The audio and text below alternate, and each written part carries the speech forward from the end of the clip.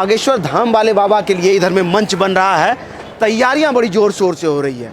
पंडाल बन करके तैयार हो गया, उसमें पंखे लगाए जा रहे हैं, एलईडी स्क्रीन लग रहा है। बस इंतजार है आप भक्तों का। चलिए आज के इस वीडियो में हम दिखाएंगे कि कैसे यहाँ आना, रहना, खाना, अगर आप बीमार हो गए तो दवाई, हर चीज़ मुफ्त है।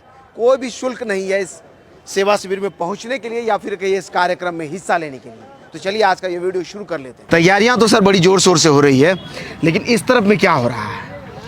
इस तरह में तो सबसे पहले बजरंगबली ही तैयार हो रहे हैं। हाँ। क्योंकि उन हनुमंत कथा है। हाँ। तो उनके केंद्र बिंदु में तो हनुमान जी ही हैं।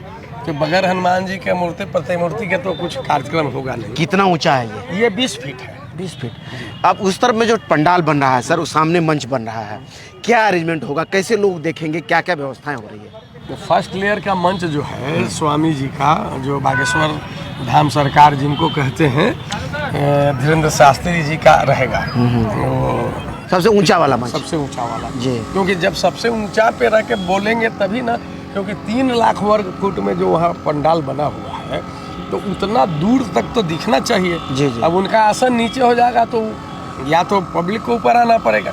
इससे बेटर है कि जो आसन, और वैसे भी कथावाचक हैं, संत हैं, तो उन संतों का तो स्थान हमारे हिंदू धर्म सनातन में ऊंचा ही होता है। बाकी 3 लेयर में वहाँ और भी लोगों जो होंगे कार्यक्रम में, जो लोग शामिल होंगे उनके लिए व्यवस्थाएं। बाकी कितने एलईडी स्क्रीन लगा रहे हैं? जो पीछे लोग बैठेगा उसके लिए क्या अरेंजमेंट है, कैसे देखेंगे? वो सारा मतलब सैकड़ों एलईडी स्क्रीन लगेगा कि जो नज़दीक से देखेंगे, क्योंकि बहुत दूर से यहाँ तक दिखाई देना संभव नहीं रहेगा। और खैर लाइटिंग की व्यवस्था है। उनका चेहरा तो चमकता चेहरा है, वो तो कहीं भी चमक दिखा देंगे अपना, कहीं भी दिखता रहेगा। तो बाबा का चमकता चेहरा कहीं से भी दिखेगा।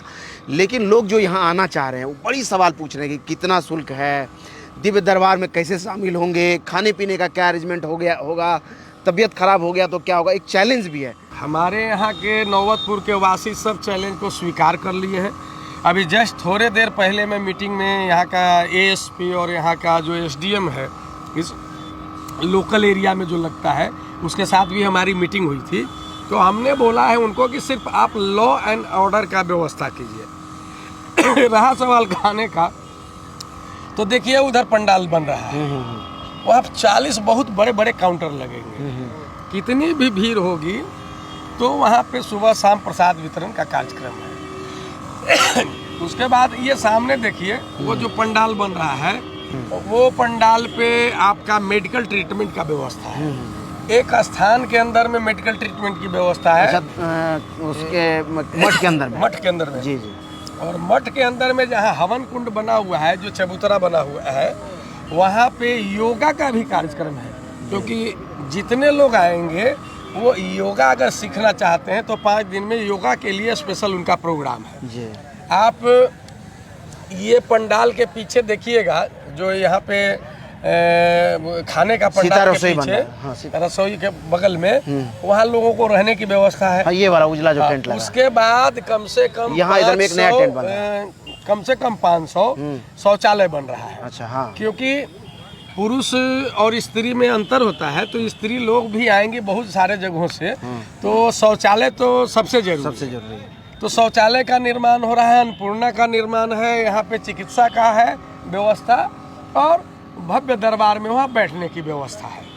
मतलब रुकना, खाना पीना, और अगर तबीयत खराब हो गई तो इलाज सब मुफ्त है, सारा फ्री ऑफ कॉस्ट है। और एक और बात बता रहा हूँ कि ये अगल बगल का जो चेसी गांव है, गोपालपुर गांव है, सेलहौरी गांव है, नौबतपुर है, चिरौरा है, आज़ाद नगर है, यहाँ पे कम से कम 5000 घर, हर घर में कोई ना कोई गेस्ट रूम रहता है।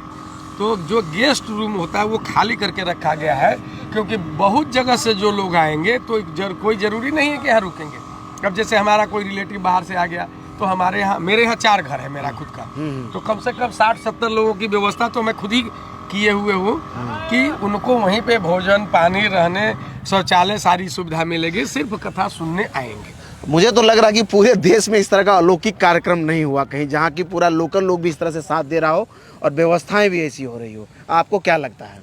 ये माननीय धीरेन्द्र शास्त्री जी का मेरे हिसाब से ऐतिहासिक कार्यक्रम होने। ये सब तो ठीक है, लेकिन लोग कह रहे हैं कि यहाँ पहुँचेंगे कैसे, उसके लिए क्या अरेंजमेंट है? पहुंचने के लिए सबसे बड़ी बात है कि वाहन से मैक्सिमम लोग आएंगे, अपनी अपने वाहन से। तो आप जहां शास्त्री जी का कार्यक्रम होगा उसके दाहिने साइड में 100 एकड़ में बिहटा सरमेरा पथ से लगा हुआ पार्किंग की व्यवस्था है। ठीक है। ये गांव के पीछे गोपालपुर गांव है, जहां चिरौड़ा से हो करके नहर मार्ग से जो आते हैं लोग, तो वहाँ पे 100 एकड़ के आसपास की पार्किंग की व्यवस्था है। और आप ये जो जहाँ रहने की और अन्नपूर्णा का देख रहे हैं ना, इसके थोड़े से कदम पे, क्योंकि गर्मी का दिन है, धूल न उड़े, इसलिए इसके जस्ट पीछे भी यहाँ 100 एकड़ के आसपास पार्किंग की व्यवस्था है। अब रहा सवाल कि सब लोग तो अपनी गाड़ी से आएंगे नहीं, तो बहुत सारे लोग ट्रेन से आएंगे, बहुत सारे लोग बस से आएंगे। तो एम्स का गोलंबर जो है, गोल चक्कर, वहाँ से यहाँ तक आने जाने के लिए निःशुल्क बस की भी व्यवस्था है। शटल बस की सर्विस शुरू करेंगे। शटल बस की व्यवस्था हमने शुरू करा दी है। दूसरा है कि एक बड़ी लोग पूछ रहे हैं, जो दिव्यांग हैं, जो चल नहीं पा रहे या बूढ़े हैं, वो उसको लाने का क्या अरेंजमेंट है? दिव्यांग और बुजुर्ग के लिए तो हम बस सेवा भी रखे हैं, और कुछ हम गाड़ियों का भी इंतजाम करेंगे, 4 व्हीलर, जो जहाँ से आना चाहे कि सभा स्थल के दूरी पर कहीं भी रहे, उनको ले आकर के सभा स्थल में विशेष रूप से बिठाने की।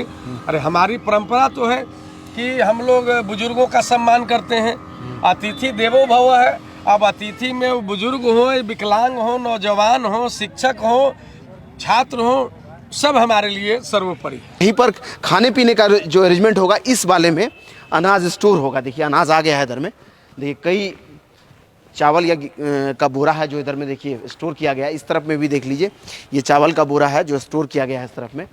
तो ये सामग्री इधर में रखा जाएगा और इस तरफ में रसोई बनेगा। इधर में खाने पीने का यहीं बनेगा सर ना, खाना इधर ही बनेगा? अच्छा, बन भी गया चूल्हा?